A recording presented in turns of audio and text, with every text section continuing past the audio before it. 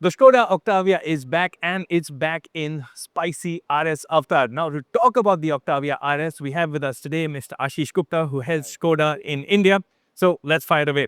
So, Ashish, first and foremost, you're launching the Octavia RS with a lot of fanfare. So, why is RS so important to Skoda? No, I think, Octavia RS, the importance is something which I'll come to, but I think the occasion is bigger than just the Octavia RS launch. What we are celebrating is the 130 years of Skoda's legacy worldwide and 25 years in India, And when we started thinking about what can we do to celebrate this 25 years milestone in India, what better than the Octavia? Because the Octavia is the car that defines Skoda brand in India. And on top of that, the RS badge, which also, by the way, is more than 20 years old in India. Right. So it's a pinnacle of Skoda's engineering, and I think the occasion demanded an icon to be back in India, and that's why the Octavia has. Right. Now, the RS has a pretty strong fan following, but there's one problem with this one. It's become quite expensive. 49.9 lakh rupees ex showroom.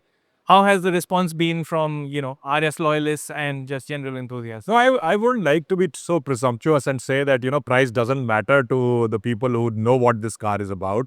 But at the end of the day, you have to look at what value does this car provide to you. And, my interaction with the people who have owned previous generations of Octavia and especially the RS, this is a car which grows in value and doesn't depreciate. So people know what they're buying into. People know what kind of an icon they're bringing home. And this car has that kind of an iconic and legendary value that people find value in it. Yeah. On a side note, I've been searching for one myself for very long. Yeah. With no luck, because Yeah. price keeps going up Yeah. every year. Now, the other thing is you got 100 units to India. We were told immediately after launch that they've all been. Yeah, 20 minutes. Yeah. Yeah. So, where does that leave a buyer who is probably very interested in it? What is the plan for future imports? So how would No, I think, I've given you the wider scope of, why the Octavia and why the Octavia RS at this point of time. But the whole purpose was also to, showcase in limited numbers what kind of a value this car provides and what kind of a engineering strength Skoda has. So, the same DNA flows into our products locally available in India, the Slavia, the Kushaq, the Kodiaq, the Kailak.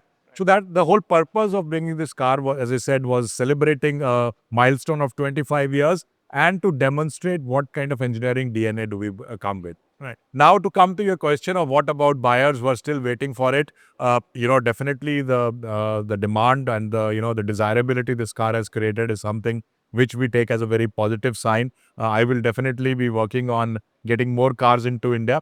Just to give you some data points, when we closed bookings and we closed bookings within one day, we have almost 350 bookings. Right. We will begin delivery for the first 100 customers from 6th of November.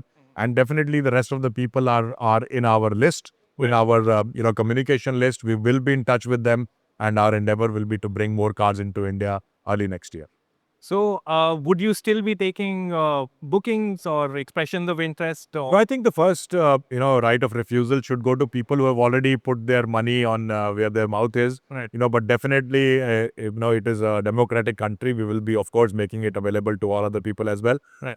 The more we sell, the better it is. Yeah. So definitely no restrictions, Right. but within the guidelines of the regulations, within the guidelines of the price points, we will consider getting more cars. Okay.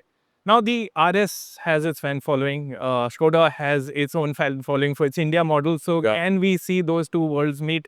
Can we expect an RS on, the India 2.0 models, the Kailak RS, Kushaq RS, Slavia RS, because they have the fundamentals there, more power, redone suspension, and I think you would be good. No, definitely, love to have them. Yeah. So, but you have to also, although we have a lot of engineering strength, but there are also limits to, what a car is capable of being engineered to. So you have to stick to the engineering basics and what is physically possible. But within those guidelines, whatever is possible, why not? RS is such a loved brand and such a loved name badge. Definitely, I would like to consider, the RS badging on all other products as well. Okay. And any potential for an RS badged EV like you have abroad? No, I think already in Europe on the EVs we already have an RS badge under works for the Elrock, for the EMEAC. Right. So definitely when we go the EV way and we start bringing our EV portfolio, this is a good positioning car to be or a badge to be going to market with. Right. And finally, now the Octavia is back in RS form. Can we expect, more mainstream versions of the Octavia with maybe smaller engines and so on? So that's a very loaded question because it has so many dimensions to it. Yeah? At the end of the day, when you start considering more volumes at at better price points, you also have to consider the various regulations that exist around it, the price points which are possible in today's world, Right. with the kind of increase in material costs, with the kind of increase in import costs that you will have to bear. So the pool of likely customers become smaller and smaller at those price points. Yeah. Right. So you have to be cognizant of this fact. But having said that, we know that the Octavia badge is much anticipated. People would like to have it back. So would I. Yeah. But within the realms of what is physically and Yeah. economically possible. Okay. So great. Fingers crossed the Octavia comes back, and fingers crossed if I so choose, I get my allocation for the RS Sure. in the near future. Thanks a lot. Thank you. Congratulations on it. Thank you.